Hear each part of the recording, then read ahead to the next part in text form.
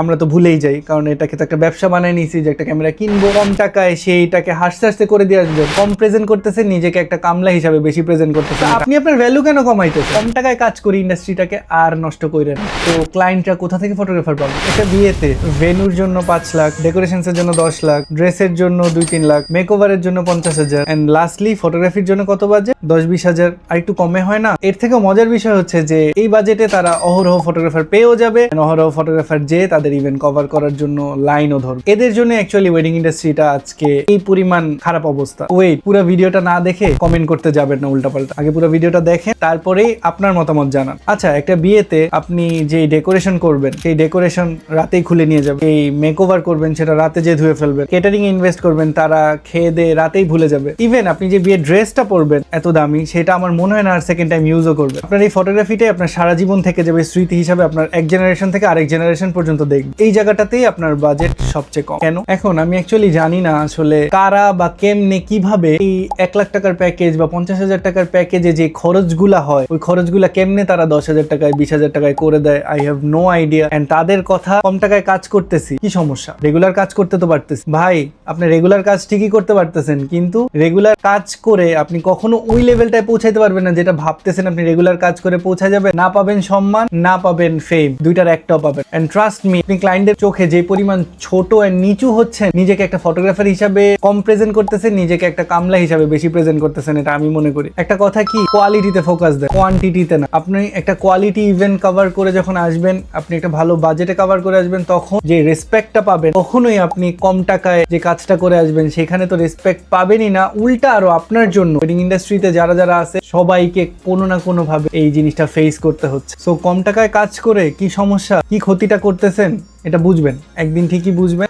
But তখন আসলে আপনি কখনো আপনার প্যাকেজ বাড়াইতেও পারবেন না, সম্মান চাওয়ার সেই অধিকারটা তো আপনার কাছে নাই। আচ্ছা, যারা এই কম টাকায় কাজ করেন তাদেরকে একটা কথা বলি, আপনারা এই কম টাকায় রেগুলার কাজ না করে আপনাদের যদি পোর্টফোলিও বানাইতে হয়, ভাই যায় ফ্রি কাজ করে, ফ্রি কাজ করে অন্তত নিজের সম্মানটা বজায় রাখেন যে ভাই আমি দিছি, আমি ভিক্ষা দিছি, আমি ফ্রিতে করে আসছি, অ্যাটলিস্ট নিজের সম্মানটা থাকবে। আর এখন অনেকেই বলবেন যে অনেকেরই তো বাজেট থাকে না, অনেকেরই স্বপ্ন থাকতেই পারে ফটোগ্রাফি, তাদেরকে ফটোগ্রাফি করে দিলে আপনার এত কি সমস্যা? আচ্ছা, এবার বলি, কারোর যদি বিয়েতে একদমই বাজেট নাই, একদম ছোটখাটো ভাবে করতেছে, তাদের অবস্থান যদি তেমন না থাকে, অনেক শখ বিয়েতে ফটোগ্রাফি করার, তাদের ইভেন্ট আপনি কভার করে দিতেই পারেন। এখন খুব ছোট পরিসরে, হয়তো ঢাকার বাইরে, হয়তো গ্রামে গঞ্জে, ছোট মানে খুবই ছোট পরিসরে, এটা আপনারা বুঝতেই পারতেন, সেই কাজগুলো ফ্রিতে করে দিলেন, একদম কম পেমেন্টে করে। কিন্তু আমার কথা হচ্ছে, তাদের বিয়েতে যেটা প্রথমেই বললাম যে সব দিকে বাজেট থাকবে, আর আপনি যে কম টাকায় সেইটাকে হাসতে হাসতে করে দিয়ে আসবেন, আপনি তাহলে ফটোগ্রাফারের পর্যায়ে পড়েন। আমাদের দেশে ফটোগ্রাফারদের যে কোনো দাম নাই, এন্ড ফটোগ্রাফি ক্যারিয়ার হিসাবে মানুষ সিলেক্ট করতে যে ভয় পায়, তার দোষও আমাদেরই। কারণ আপনি যদি একটু বাইরের দেশ ফলো করেন, তারা এক একটা ওয়েডিং এ $4,000-5,000 চার্জ করে। তারা কিভাবে চার্জ করে? এখন আপনি বলতে পারেন বাইরের দেশের চলাফেরার মান অনেক উন্নত, এর জন্য। ভাই, ব্যাপারটা আসলে তা না। বাইরের দেশে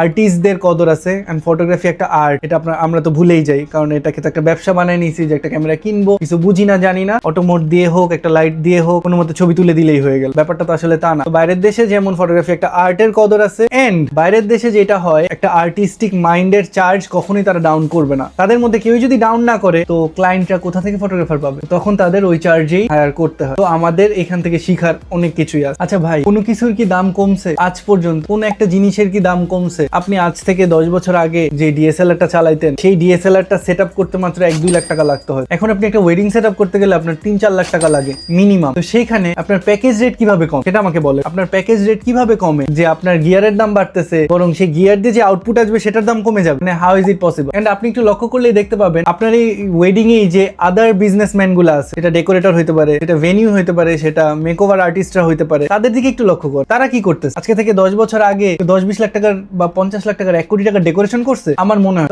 আপনি এই সব সেক্টরের দাম বাড়তেছে যেটা ফটোগ্রাফির সাথে রিলেটেড, আপনি আপনার ভ্যালু কেন কমাইতেছেন? কেন আপনার ভ্যালু কমাইতে হবে? কেন আমার কাজ ধরার এই ডেসপারেট চিন্তাটা থাকবে যে ভাই আমি আমার প্যাকেজ কমাই দিব, তাহলে আমি অনেক বেশি কাজ পাবো? হ্যাঁ, আপনি প্যাকেজ হাই ধরে রাখলে আপনি কাজ পাবেন না। কেন পাবেন না জানেন? কারণ আপনার কাজের কোয়ালিটি ভালো। আপনার কাজের কোয়ালিটি যদি ভালো হয়, এন্ড সবাই যদি এই চিন্তা করে যে আমি আমার কাজের কোয়ালিটি ওয়াইজ প্রাইস রাখবো, একটা প্রাইসের নিচে আমি কখনোই যাব না, তাহলে আপনি ক্লায়েন্ট পাইতে বাধ্য। আপনি ক্লায়েন্ট অবশ্যই পাবেন। আপনি এরকম পরিচিতদের মধ্যে কিছু ফ্রি কাজ করে দেন, তারপর আপনার পোর্টফোলিও বিল্ড করেন, ওই ওয়াইজ চার্জ করেন, কিন্তু তাও কম টাকায় কাজ করি, ইন্ডাস্ট্রিটাকে আর নষ্ট করেন না। আমি জানি আমার কথা শুনে এখনো কম টাকায় কাজ করেই যাবে, ডিসকাউন্ট দিয়েই যাবে, ফটোগ্রাফি এভাবেই চলতে থাকবেন, সামনে আবার ওয়েডিং সিজন। এন্ড এটা আমার আগের ভিডিওতেও বলা, আপনারা অ্যাটলিস্ট বুঝেন যে আপনারা যা করতেছেন এটা ফটোগ্রাফি ইন্ডাস্ট্রিটাকে ধ্বংসের পথে নিয়ে যায়। এই জিনিসটা আপনি বুঝে শুনে করেন এন্ড এটার দায়ভার আপনি নিজেই নেন। উল্টাপাল্টা কম টাকায় কাজ করে সম্মান চাইতে যান যে আমার ক্লায়েন্ট আমাকে সম্মান দেয়নি, আমার ক্লায়েন্ট আমাকে এটা শোনায় দিছে, ওইটা শোনায় দিছে। ভাই, কম টাকার কোনো কিছুতে আমরা মানুষের সম্মান দিই না। এটা আপনারা জানেন না যে আমরা একটা দেখা যাচ্ছে একটা রিক্সাওয়ালাকে সম্মান দিতে চাই, কিন্তু ঠিকই গাড়ির ওনার যে বা যার কাছে অনেকগুলো গাড়ি তাকে আমরা না চাইতেও সম্মান দিয়ে ফেলি। তো এটা আমাদের সিক্স সেন্সে এইভাবেই কাজ করে। তো যারা যারা এই কাজগুলো করতেছেন তাদেরকে ভিডিওটা শেয়ার করে দেখান। এন্ড যারা যারা নিজেদের প্যাকেজের রেট কমাচ্ছেন না,